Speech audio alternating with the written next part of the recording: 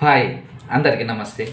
ఈరోజు 4/1/2025 Andhra Jyothi paper headlines చదివి వినిపిస్తాను మీకు. రైట్, హెడ్లైన్ మొదటిది, సిఈలపై అభియోగాల నమోదు. హెడ్లైన్ ఇది. మేడిగడ్డ కుంగుబాటుపై రాష్ట్ర ప్రభుత్వం చర్యలు. బ్యారేజీ నిర్మాణం పూర్తి కాకుండా అయినట్లుగా సర్టిఫికెట్ ఇచ్చిన తిరుపతిరావు, సిఈ రమణారెడ్డి ఇది అన్నది. దీనిపై సర్కారును ప్రశ్నించిన జస్టిస్ పిసి ఘోష్ కమిషన్ ఇద్దరిపై అభియోగాల నమోదుకు జీవోల జారీ. 10 రోజులుగా లిఖితపూర్వక వివరణ ఇవ్వాలని ఆదేశం.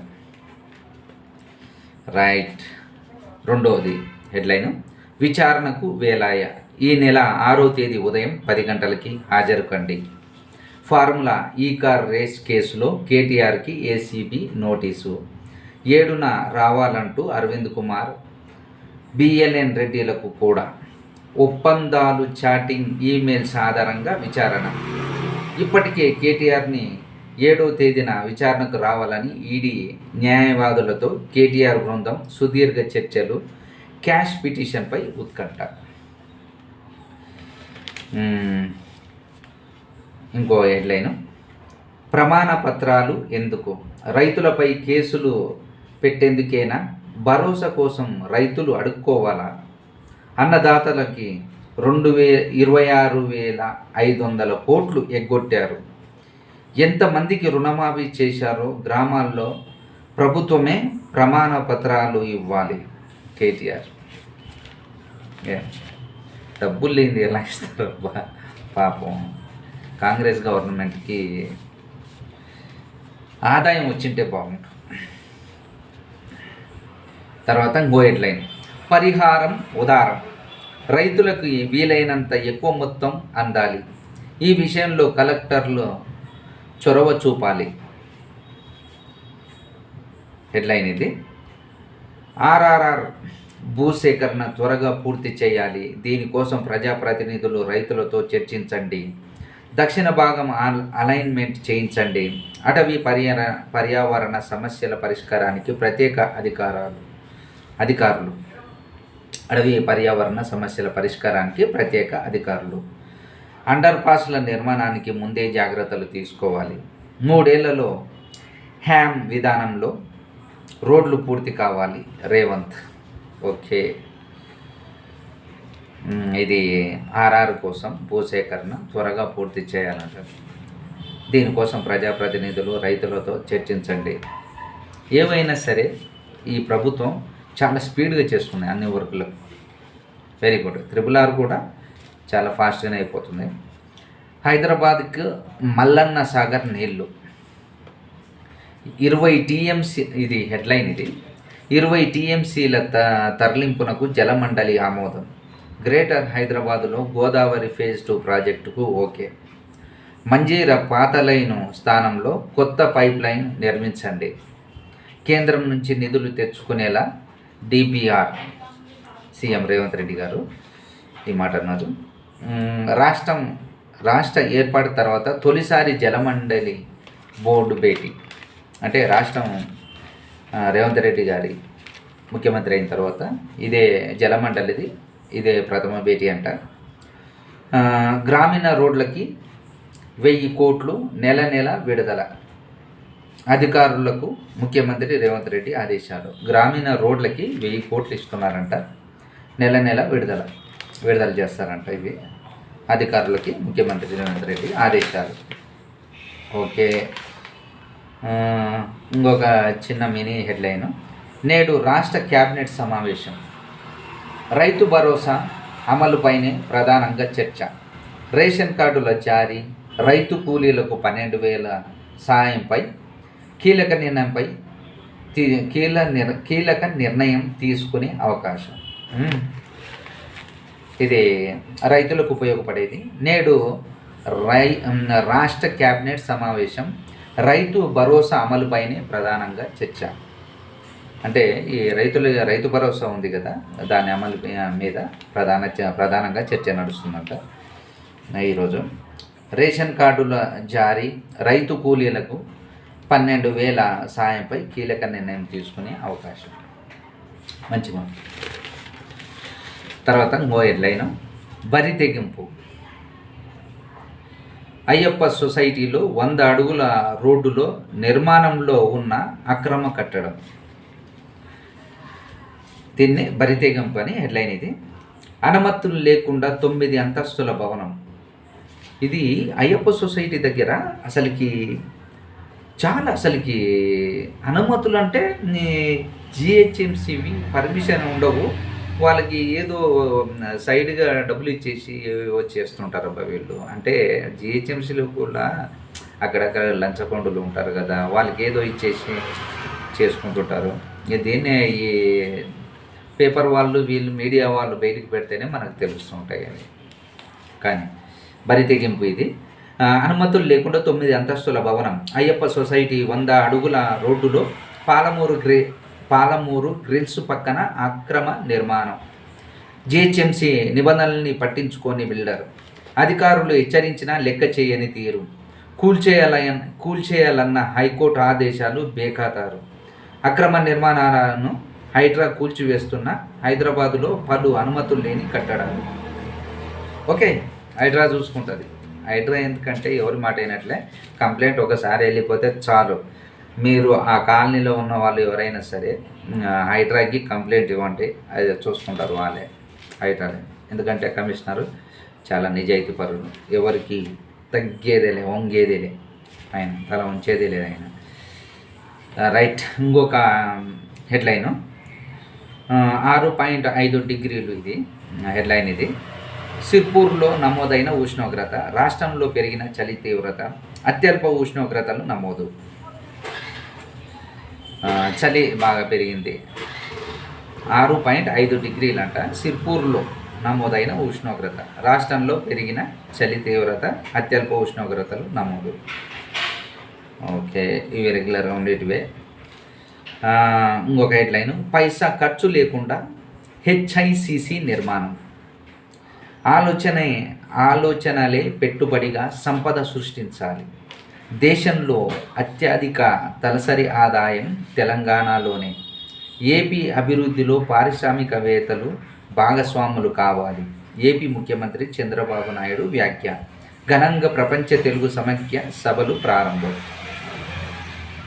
ఓకే, చంద్రబాబు నాయుడు గారిది ఇది. రైట్. ఇంకొక హెడ్లైను, అల్లు అర్జున్కి ఊరట. షరతులతో కూడిన బెయిల్ మంజూరు. అనుమతి లేకుండా దేశం విడిచి వెళ్ళరాదు. ప్రతి ఆదివారం పోలీసుల ఎదుట హాజరు. తొక్కిసలాట కేసులో కోర్టు ఆదేశం.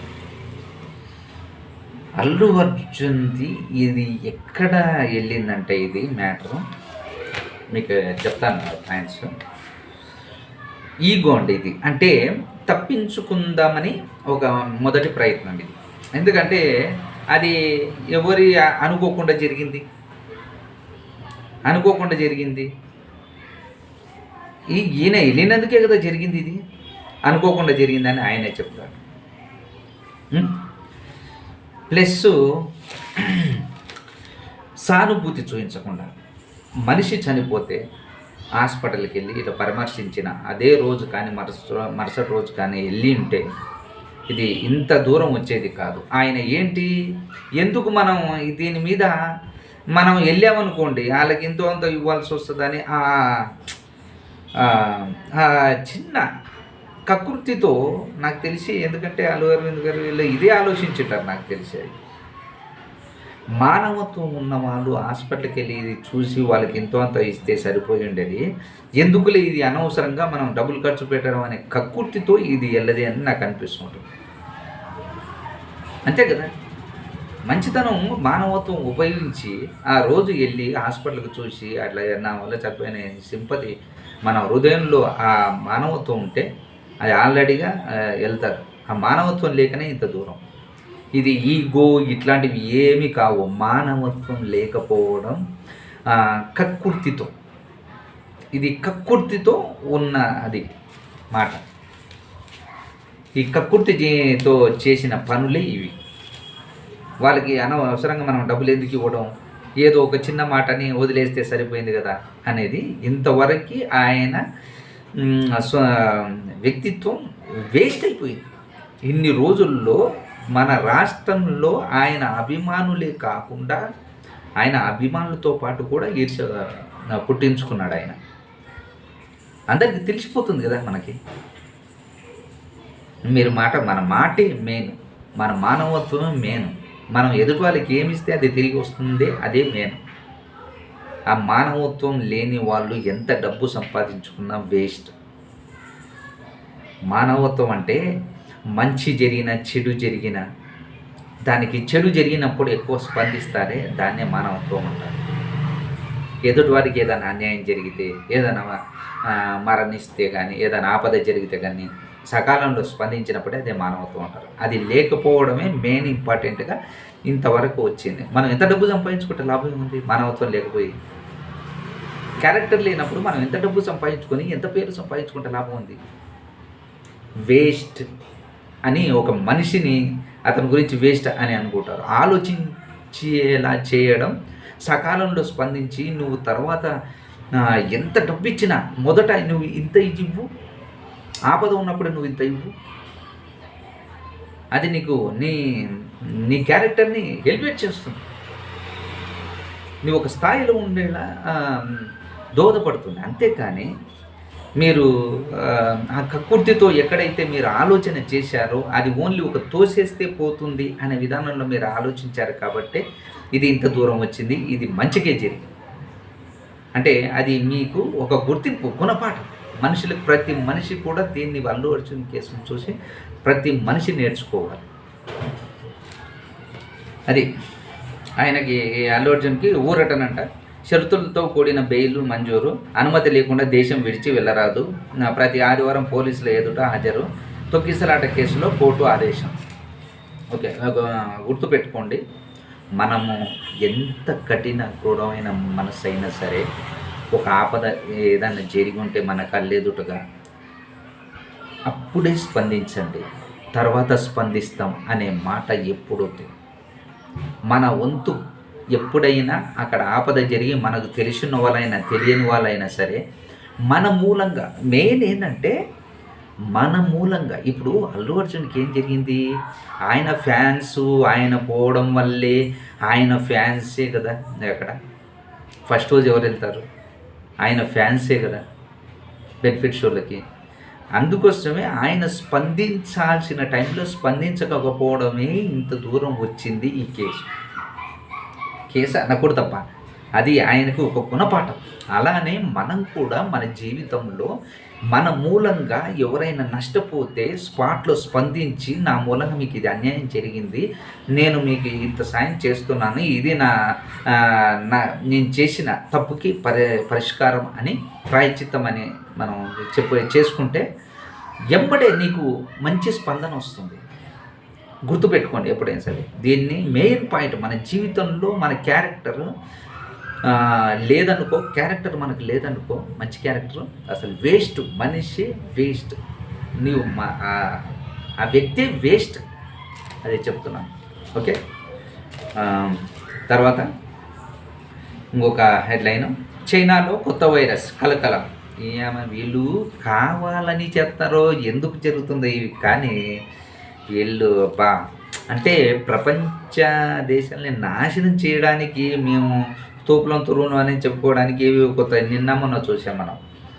అంటే కరెంటుని ఎక్కడి నుంచో ఎన్నో ఎడారిలో కరెంటు అంత తయారీ చేయించుకుంటారంట.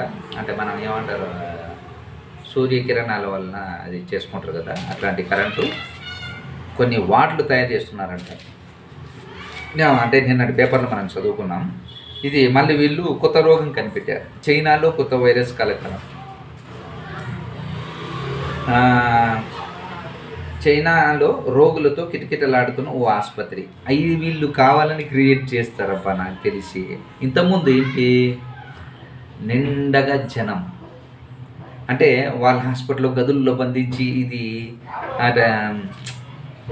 పైకి లేవనెత్తి మొత్తం పేపర్లో కానీ మీడియాలో కానీ అంతా ఎలివేట్ చేస్తారు. ఇది నాకు తెలిసి చూడండి ఇది కావాలని, ఇది మరి ఏంటో మనకు తెలియాలబ్బా. వీళ్ళని ఒక జాగ్రత్త గమనిస్తూ ఉండాలి మనం. ఈ కరోనా వచ్చినప్పుడు మనం తనలాడానివి అంత మీరు అలా అంటే ఒక కంగారుతో ఉండొద్దండి. మీరు ఇట్లాంటి రోగాలు ఏమొచ్చినా తట్టుకునే కెపాసిటీ మన వెదర్కు ఉంది. జాగ్రత్త పాటిస్తే చాలు. అంతేగాని కంగారుతో హడావిడి పడి అర్రే ఏమైంది, నాకు చిన్న రోగం వచ్చినా, ఇదే ఏదో చైనా వాళ్ళది కొత్త రోగం వచ్చింది కదా అని హాస్పిటల్కి పరుగులెత్తకుండా మీరు పసుపు పాలు ఇట్లాంటి ఆయుర్వేదికంగా మనకు తాగి ఆరోగ్యంగా ఉండండి. ఆరోగ్యాలు పాటిస్తూ కరెక్ట్గా సరైన ఫుడ్ తీసుకుంటే చాలు. ఓకేనా? కంగారు పడొద్దండి. మనం ఏంటంటే బయట ఫుడ్ తగ్గించి మనం ఇంట్లో తయారుగా ఉండేవి ఇట్లాంటివి ఏదన్నా రోగాలు వచ్చినప్పుడు పసుపు పాలు ఇట్లాంటివి ఆయుర్వేదికంగా మనం ఏదైనా తీసుకొని దేని మూలంగా రోగాలు మనకు రావు ఆ ఆయుర్వేదాలు మనం తీసుకుంటే చాలు. అంతకుముందు ఈ కరోనా వచ్చినప్పుడు చాలామంది ఇంట్లో ఉన్న వాళ్ళే సేఫ్ అయ్యారు. అనవసరంగా హాస్పిటల్కి పోయి చనిపోయారు చాలామంది. ఆ ఇంజక్షన్లు ఈ ఇంజక్షన్లు వేసి చాలా ఖర్చు అయ్యి కూడా చనిపోయారు. Okay right. ఇంకో హెడ్లైను, పరిహారం ఆలస్యమైతే మార్కెట్ రేటు చెల్లించాల్సిందే. హెడ్లైన్ ఇది. భూసేకరణ ప్రక్రియలో వ్యవధే కీలకం. పాత ధరల ప్రకారమే పరిహారం అంటే 300A అధికరణను ఉల్లంఘించినట్టే తీర్పులో స్పష్టం చేసిన సుప్రీంకోర్టు. భూసేకరణ ప్రక్రియలో వ్యవధే కీలకం. పాత ధరల ప్రకారమే పరిహారం అంటే 300A అధికరణను ఉల్లంఘించినట్టే. అంటే లోపల కొద్దిగా చదువుదాం, ఎందుకంటే ఇది కొద్దిగా పబ్లిక్కి ఉపయోగపడేది. న్యూఢిల్లీ జనవరి 3 ఎప్పుడో 2003లో సేకరించిన భూమికి 2011 నాటి ధరల ప్రకారం రేటు నిర్ధారించి ఆ సొమ్మును 2019లో చెల్లిస్తామంటే కుదరదని సుప్రీంకోర్టు తేల్చి చెప్పింది.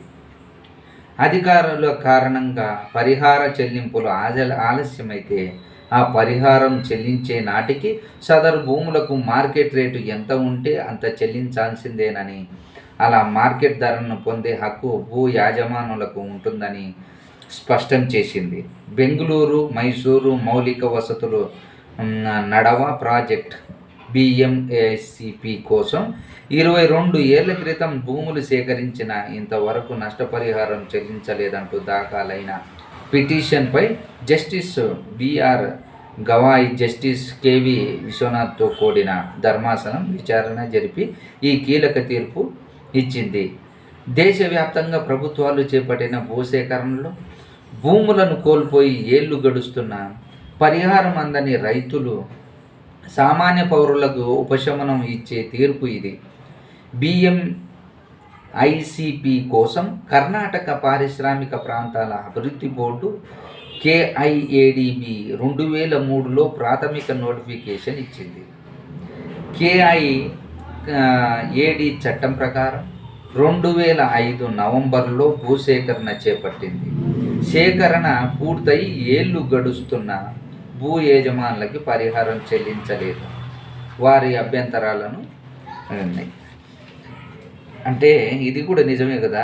2005లో భూమి సేకరణ తీసుకొని 2011లో డబ్బులు ఇస్తామని మళ్ళీ 2019లో చెల్లిస్తామంటే గవర్నమెంట్ అయితే ఎప్పటికైనా సరే రేట్లు పెంచుతూ ఉంటుంది కదా, మరి ఆ ప్రకారమే ఇవ్వాలి. సుప్రీంకోర్టు మంచి తీర్పు ఇచ్చింది. రైట్. నెక్స్ట్ హెడ్లైను, సంద్రంలో సాహస యాత్ర. 150 కిలోమీటర్ల అలవోకగా ఈదిన 52 ఏళ్ల శ్యామల. దేవుడా, అంటే సముద్రంలో సాహసయాత్ర 150 కిలోమీటర్ల అలవోకగా ఈదిన 52 ఏళ్ల శ్యామల.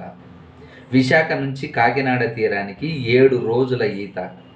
ఆసియాలోనే మొదటి స్విమ్మర్గా ఘనత. Very good. దేశానికి మంచి పేరు తీసుకొచ్చింది. కాకినాడ సముద్ర తీరంలో జాతీయ పతాకంతో శ్యామల. సెల్యూట్. 52 ఏళ్ళంటే మాటలు కాదు. ఆ 52 ఏళ్ళలో మన శరీరం సహకరించదు కదా. నెక్స్ట్ హెడ్లైన్, సంగారెడ్డి జిల్లాలో రోడ్డు ప్రమాదం, 4 మృతి. గుమ్మడిదల మండలం నల్లవల్లి అటవీ ప్రాంతంలో ఆటోని ఢీకొన్న కారు. బోల్తపడ్డ ఆటోని వెనక నుంచి ఢీకొట్టిన కూరగాయల ఆటో. జాగ్రత్త వెళ్ళండి బాగా.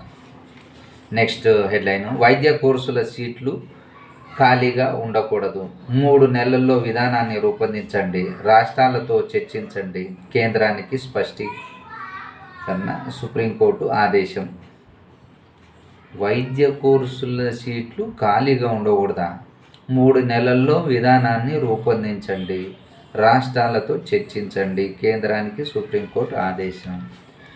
మరి అందరు డాక్టర్లు అయితే ఎలా? పబ్లిక్ పెరుగుతున్న కొద్దల్లా ఒకే కోర్సు పైన, ఇప్పుడు పోయిన సంవత్సరం కేసీఆర్ గారు మీరంతా వరి వద్దండి, వేరే వేరే పంటలు వేయండి, ఈ సీజన్కి ఇది వేయండి అని ఆయన చెప్పినట్టే. ఎందుకంటే ఒకటే వచ్చినప్పుడు దాన్ని వ్యవస్థ ఏమవుతుందంటే ఇబ్బంది అవుతుంది. అన్నిటికీ దొరకాలి కదా ఉద్యోగాలు, వాళ్ళకు కూడా పనితనం కలగాలి కదా డాక్టర్స్. ఇప్పుడు ఒక వ్యవస్థ ఎక్కువైపోయేసరికి వాళ్ళకి వర్క్ తగ్గుతుంది. ఆ వర్క్ తగ్గడం అంటే ఒకరొకరు ఒక వృత్తుల్లో కొన్ని ఉంటాయి కదా, ఇలా బయటికి చెప్పాలబ్బా కొన్ని. ఎందుకంటే విద్యా సంస్థలు ఏదైనా సరే కొంతమంది ఆ దాని మీదే ఇంట్రెస్ట్ చూపిస్తుంటారు.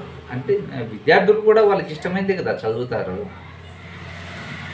అంటే వాళ్ళకి ఇష్టమైందంటే ఈ మధ్యలో ఏంది, ఆ వ్యవస్థ బాగలేదని చెప్పి వాళ్ళు డివైడ్ అయిపోయి ముందు నుంచి ఆలోచన ఉంటాయి కొన్ని, వేరే దాంట్లో కూడా జాయిన్ అవ్వడం. ఇది చెప్పడం మంచిదే. అంటే చాలా ఉన్నట్లున్నాయి వైద్య కోర్సులు, డాక్టర్ కోర్సులు చాలా ఖాళీగా ఉన్నట్టున్నాయి. ఎందుకంటే మొన్న వీడియోలో కూడా చూశాను న్యూస్లో. అదే చాలామంది అందరూ డాక్టర్ కోర్సు మీద చూపించేసరికి ఈసారి వాళ్ళకు పని లేదు అది ఇది అని, ఉద్యోగాలు లేవని చెప్పారు. ఇది ఈరోజు హెడ్లైన్స్ మెయిన్వి. సినిమా న్యూస్కి వెళ్దాం. సినిమా న్యూస్ ఆసక్తికరం. ఓన్లీ హెడ్లైన్స్ వరకే చదువు, ఇప్పటికే చాలా లేట్ అయింది. సినిమా న్యూస్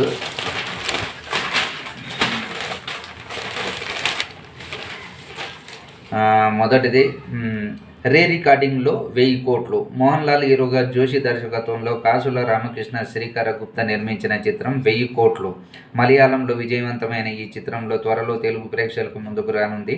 ఈ సందర్భంగా చిత్ర నిర్మాత కాసుల రామకృష్ణ మాట్లాడుతూ, మలయాళంలో సూపర్ హిట్ అయిన ఈ చిత్రాన్ని తెలుగులో 1000 కోట్ల పేరుతో విడుదల చేస్తున్నాం. మోహన్ లాల్ సరసన కావ్యమాధవన్ నటించారు. ప్రముఖ సీనియర్ ఆర్టిస్ట్ నాగా మహేష్ మోహన్ లాల్కు వాయిస్ ఓవర్ ఇచ్చారు.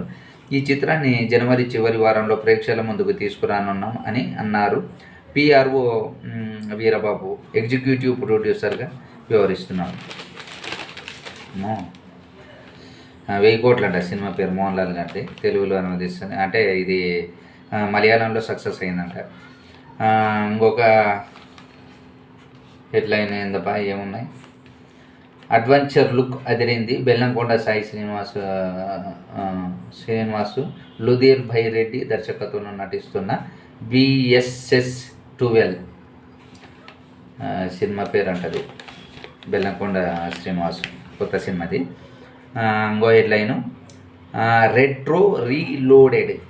హిమేష్ రేష్మియా కథానాయకుడిగా నటిస్తూ నిర్మిస్తున్న బాలీవుడ్ చిత్రం బదాస్ రవికుమార్ 1980లో నేపథ్యంలో సాగే కథతో ఈ చిత్రం తెరకెక్కుతుంది. హిమేష్ రేష్మియా ఈ మధ్య ఆ పాట ఉంది కదా, ఆయనే హిమేష్ రేష్మియా అంటే. ఆషిక్ బరాయా